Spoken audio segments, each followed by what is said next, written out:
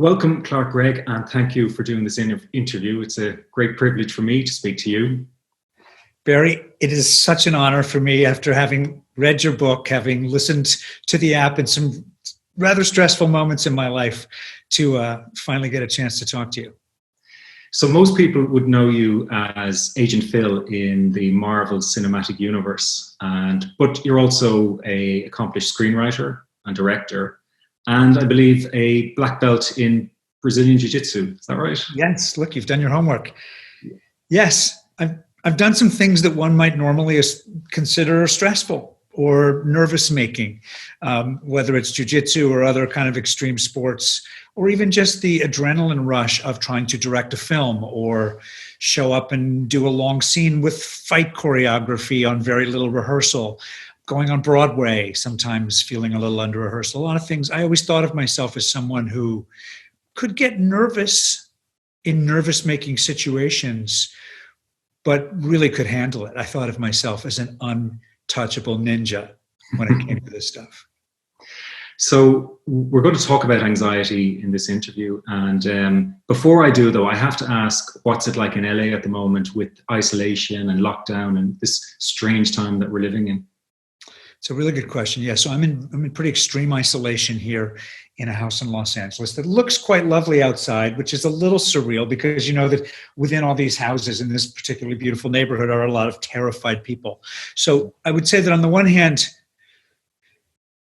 the first couple of weeks, I certainly was having to use the Dare app. I was having to do some meditation of my own. I was using all of the tools to try to manage the anxiety that was physical anxiety that was coming up no matter how much. And this is, for me, an interesting part of the disconnect very often is intellectually, I don't feel that anything's out of control or particularly at my throat. And yet my body has very different ideas. And then as you identified in your book, which I'll talk about more, really saved me.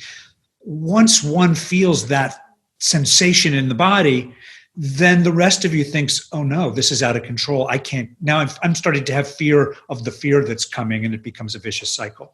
So on the one hand, the first couple of weeks of it here was a little scary for me, and thankfully the tools have been effective, and that's mostly subsided.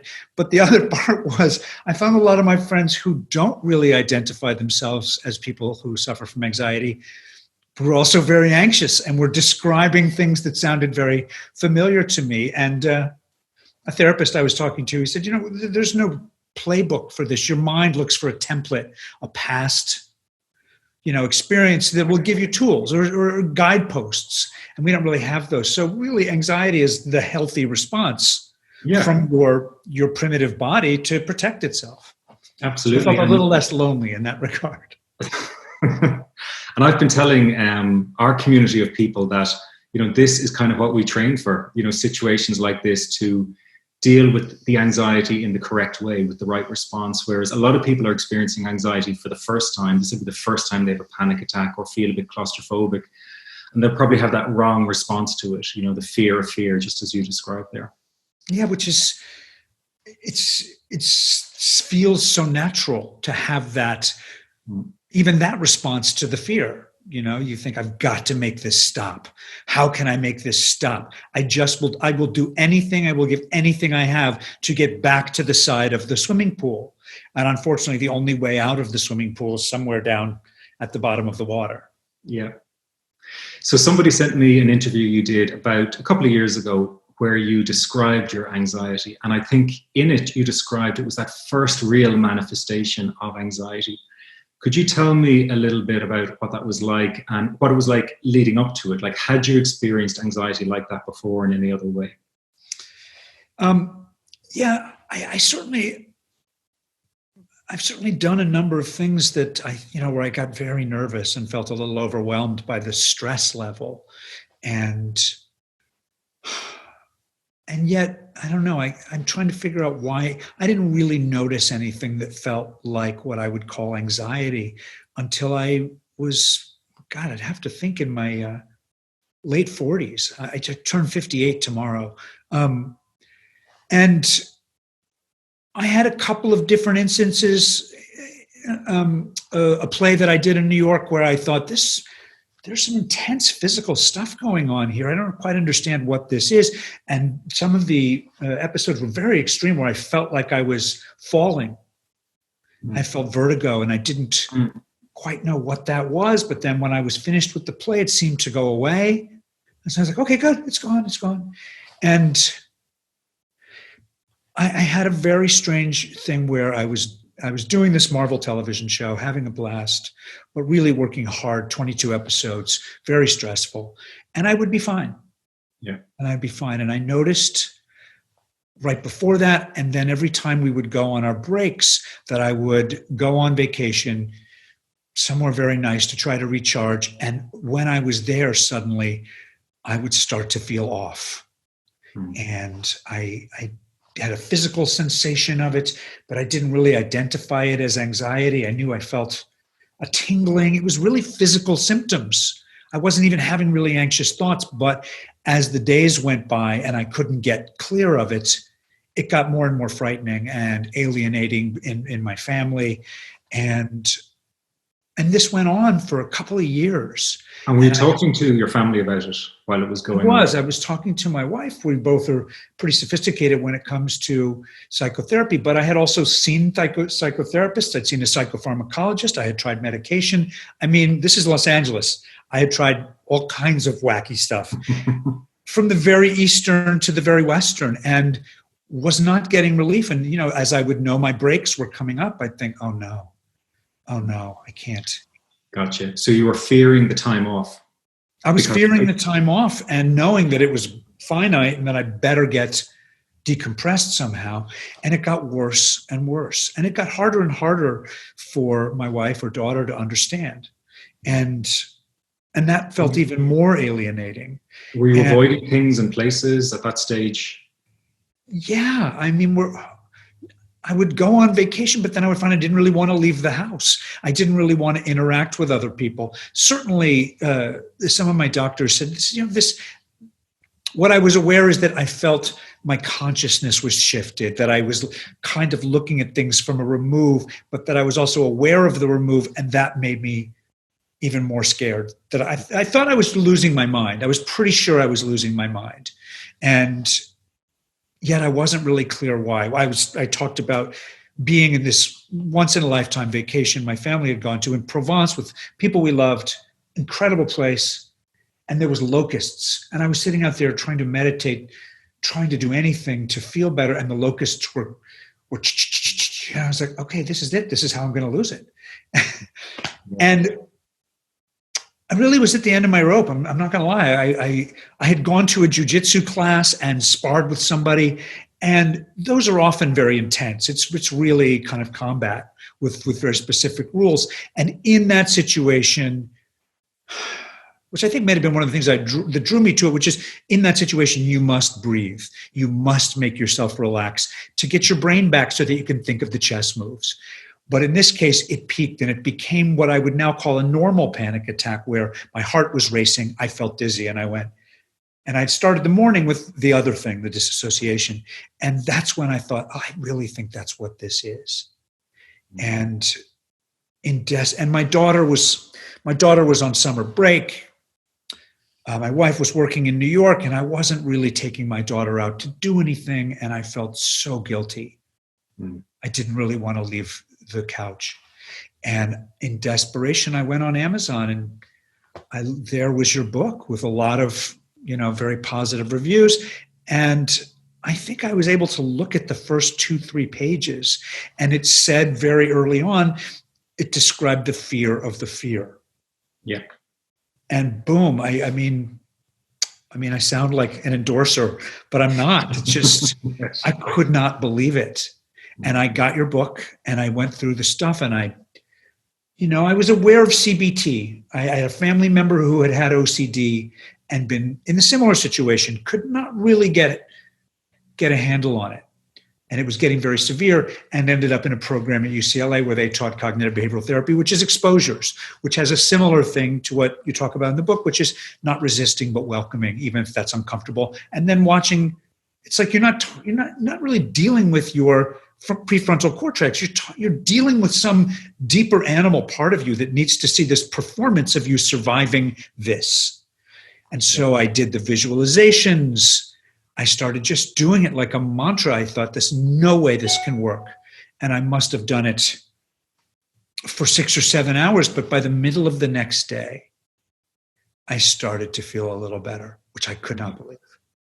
And 2.5 days later, I put my daughter on a plane with me, and we went to the beaches of Long Island to meet up with my wife. And from then on, I've gotten into some rough situations, but the tools of DARE are profound to me. They are a mantra to me. As you may know, I recently had the acronym beautiful tattoo on my arm.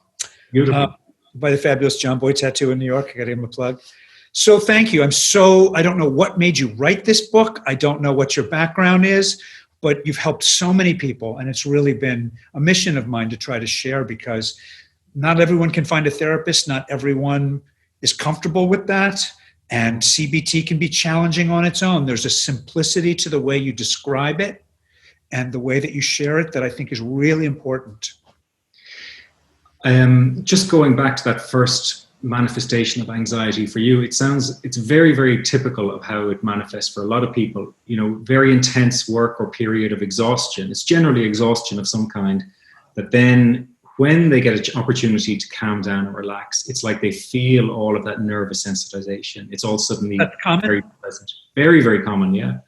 And the idea of the locus is like a overstimulation of the nervous system. So it's kind of like the straw that breaks the camel's back, because you're so sensitized, and then there's just this one thing, this sound that you feel you can't escape from, and then you feel, this is going to push me over the edge. This is where I'm going to lose control.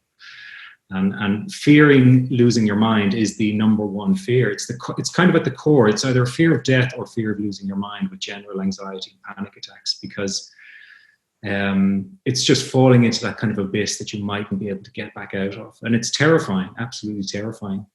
It is, and it's very lonely, honestly. I think that part of it. To this day, I feel embarrassed. I feel like I hear the word anxiety and there's a stigma. After this, I reached out to NAMI, the National Alliance for Mental Illness here, a great organization, and spoke at their convention about it, because they're very focused on removing the stigma. Because I realize I even have stigma with myself about it. It feels like a weakness of some kind. And yet, and people say, just relax. And you think, please don't say that. Yeah.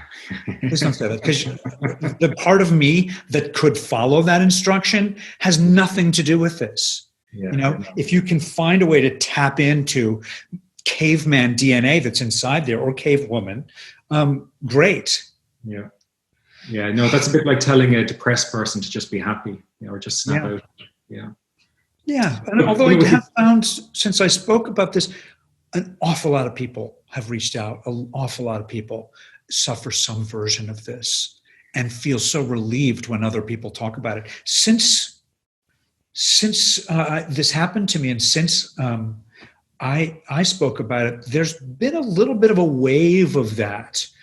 Athletes, performers, a lot of performers, especially live theater performers that I know, have been carrying this secret for a long time.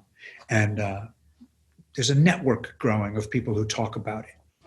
Yeah, I see it a lot with artists. So anyone in the creative field who's got a creative imagination, because when your imagination turns in on itself and when you ruminate on anxious thought, it can become so extra powerful. It's kind of 10x maybe the average person. So your fear of what might happen is so exaggerated, and you think very dark thoughts as well, because your imagination is so creative. So when you mix anxiety with a really creative personality, you get that kind of combined effect, and it feels harder. I'm not relating to any of this. Yeah. Yep, you got it. Yeah. So I imagine you would probably, come across a lot of actors and performers in your field who have probably as well hide it for fear of maybe not getting a job, or, maybe the stigma that goes with it. But thankfully, in the last 5-10 years, things have changed and people do talk a lot more about it. That's what I'm seeing anyway. Yeah. Which feels like just a positive all around. the more that people are aware that it's something that happens, that it's something that's out of their control. And honestly, I'm glad to hear you say it. It's certainly part of my narrative has been about it, accepting the fact that I can't wish it away, that it does come from a same part of me that is kind of porous, kind of sensitive, very porous, very sensitive. And you can't have one without the other. Yeah. So it's the price of doing business. Yeah, absolutely. Of having that sensitivity that comes with the creativity as well. Yeah. Now, of course, there are people as well who wouldn't consider themselves sensitive or creative, who experience panic attacks and high anxiety, and it can be triggered as well by, and go back to that exhaustion. I see all in, frequently stress and exhaustion, just tipping that person over the edge when they drink too much coffee or they have a big late night out. And then suddenly, boom, at the work presentation, it hits them. And they would never consider themselves an anxious person. Or on a long haul flight, all of a sudden, just hits them. And it's scary because you don't have an answer, and you think, it goes back to this thing, am I losing control? It's that fear of, where will my life go to? Will I lose my relationships? Will I financially struggle because of this? And your mind can just spiral very, very quickly into a dark place with it. So when we have these conversations like this, and people who are listening to this as well will realize, hey, that's me, and these guys are normal, and they're finding a way out of it, so maybe I can too. And like, normalizing that experience makes such a big difference for people. That's what I find in my experience. Yeah, I completely agree. I was saying to you before, there are still enough, for my money, arcane ideas about masculinity and strength and what strength actually is, that people my age and even younger were raised with in this country, and probably yours, that are really a crippling weight around your neck. This idea of what's silence, strength, plow on is, and it leads to suicide. It leads to drug addiction. It leads to alcoholism. It's nonsense, and there are people like this woman I was listening to this morning, Brene Brown, who talk about, your strength being your ability to be seen and vulnerable and be open about what's going on with you, not in some kind of hippy dippy way, but just, I don't know, it seems like a different idea of strength. So it's one of the reasons why I think the article you read was in Men's Health. Other athletes that I admire are speaking up about their, God knows the performance anxiety they must deal with. But I think for men in general, it's an important time to kind of rethink some of these paradigms. Do you find the Brazilian Jiu-Jitsu helpful in dealing with your stress and anxiety? How does that fit into your routine? Huge. I mean, I find extreme workouts. Mm-hmm. I find them, I can't function without them. I think it might have to do with how intense, how anxious, my psyche in general, how porous, how many things. I used to carry those things around. And I found certainly Brazilian Jiu-Jitsu is a key one, because it's so completely exertive. And the whole goal, the whole first phase of learning to do it is to teach your body to relax and breathe. The Brazilians, relaxa, respira. And only when you make yourself do that, when everything in your body is telling you, oh, hell no, this guy's going to choke me out, can you start to really enjoy the game? It was a mixed bag, because sometimes I would feel surprisingly anxious before I really knew this in the first years when I was doing it, because of what was being activated. I didn't really know what was going on. Now I see that that's happening, and it's actually a pretty good metaphor, because the worst that can happen is you tap. Yeah. The guy's got you, the woman's got you, they've got you in a thing, and there's a part of you, no, I mustn't, because you're acting out this drama of survival and death, but it's not. It's a sport. Yeah. But I certainly, the friends of mine who struggle and come to me, I just say, look, there's a lot of things. You need to read Barry's book. Here's the app. But I think if they don't find a way to really exert themselves, what that does for my psyche It's 90% for my psyche. I do a lot of stuff to do that. It's been one of the trickier parts of the isolation is that first the Brazilian jiu-jitsu was taken away, and then the basketball games that I play the other days of the week. So I learned to surf the last 6 months, and I was out there paddling, and the ocean was hugely, it was not only really a great exertion, it was a fantastic metaphor. If you tried to fight the waves, you were in big trouble. And if you just learned to roll with them and anticipate them a little bit, but then that's gone now too. So got a bicycle. I've been doing some very long bicycle rides. You and everyone else, it seems like everyone else is jogging. People are jogging who've never jogged before. And they close the road, everything. Yeah. Dogs are loving it. They're getting great walks. Yeah. But my daughter does Brazilian jiu-jitsu. She's 10, and I can see her resilience being built up by it. You know, I can see. Oh, it's such a great sport. It's a great sport for women. You know, to feel confident that they can defend themselves, but also just there's a lot of women who train where I do, and I just admire them so much. I mean, my daughter has promised that she will take a couple of classes before she goes off to college. Yeah. But I imagine the acting world is obviously a very stressful environment, and maybe because you're so established now, you don't put yourself under so much pressure to reach a certain level or no. It's never safe. Nobody's ever safe. Nobody's ever happy where they are. It's all changing so rapidly, that business. Yeah. And certainly one's aging out, and I don't think there's any older white guys going, it's all right, I'm good. I'm sure I'm really germane at this moment. No, it's always stressful. It's always stressful. Yeah. I have to put myself on tape for a really interesting film, either later today or tomorrow. And I'll be completely nervous. My hands will be shaking. Yeah, yeah. And of course, the industry is probably going through a strange time as well at the moment. Kind of no production, everything shut down, and trying to figure out the next piece, isn't it? Yeah, that's a really good point. It's certainly what's going on here. I don't know about in Dublin, but because it's actually an interesting metaphor for anxiety. When will this be over? Is a very common anxiety thought. And it's the thought that everyone's having, and no one knows. Yeah. They don't know what's going to happen. And the other part is people simply aren't able to work, which means they're not bringing in money and they can't pay their rent. And they're waiting to see if the government's going to do the things that many other countries are doing, where they work out some kind of furlough or relief that way. In the meantime, we're all sitting here going, I don't know how I'm going to pay for any of this. Yeah. And it's like Dale Carnegie used to say about dealing with that kind of worry of uncertainty, where you don't know what's going to happen next. Is the only thing you can do is live in day-tight compartments where it's just today, and you're moving from one day to the next, and trying not to think about a month, 2 months from now. With all of this uncertainty, it's the only thing you can do is focus on today and, look after yourself, like you're saying, exercise, self-care, all of that. Yeah, I'm sober for many years, and it's a big component of recovery is the one day at a time.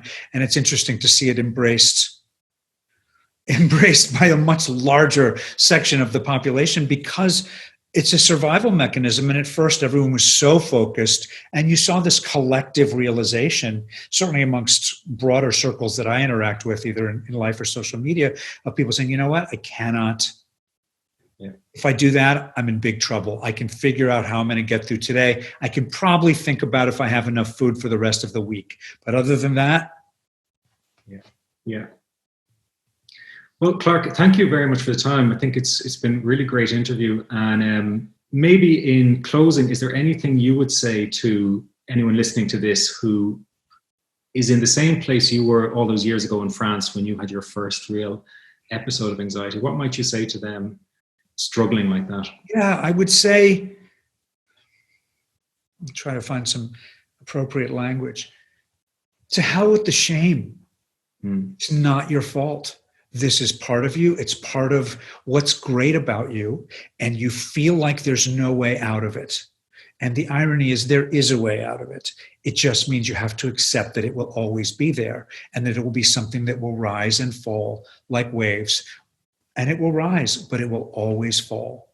And there are tools and techniques in the book, in the app, at your therapist, that will absolutely make this something that you simply aren't afraid of anymore.